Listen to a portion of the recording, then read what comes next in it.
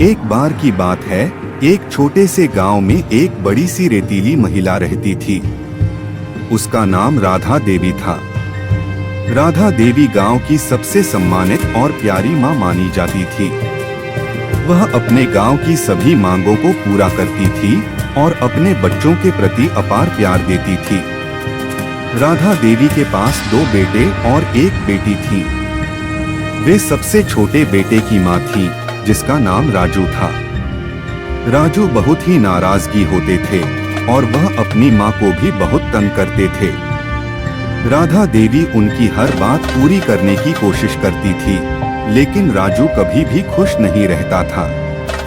उसे अधिकतर चीजें चाहिए थीं और वह हमेशा और भी बड़ी चीजें मांगता था। एक दिन राधा देवी के दिल में एक नई सोच उठी। उन्होंने राजू को दिया और कहा, बेटा, आज मैं तुम्हें कुछ अलग दिखाना चाहती हूँ। तुम मुझसे साथ चलो। राजू चिढ़ते हुए कहा, मुझे कोई चीजें नहीं चाहिए, मुझे सिर्फ बड़ी बड़ी चीजें चाहिए। राधा देवी मुस्कुराई और कहा, तुम्हें तो बस यही समझ में आता है।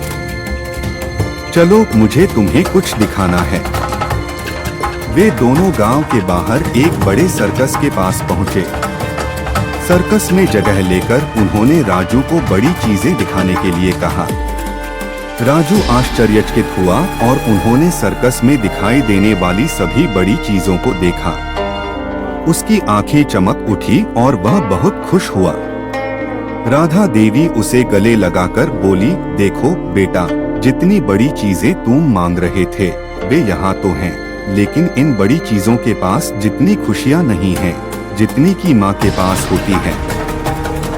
राजू रोने लगा और राधा देवी ने उसे गले से लगाकर कहा, मैं हमेशा तुम्हारे पास हूँ, मेरा प्यार हमेशा तुम्हारे साथ है। इसका मूल्य कोई बड़ी चीज नहीं बदल सकती।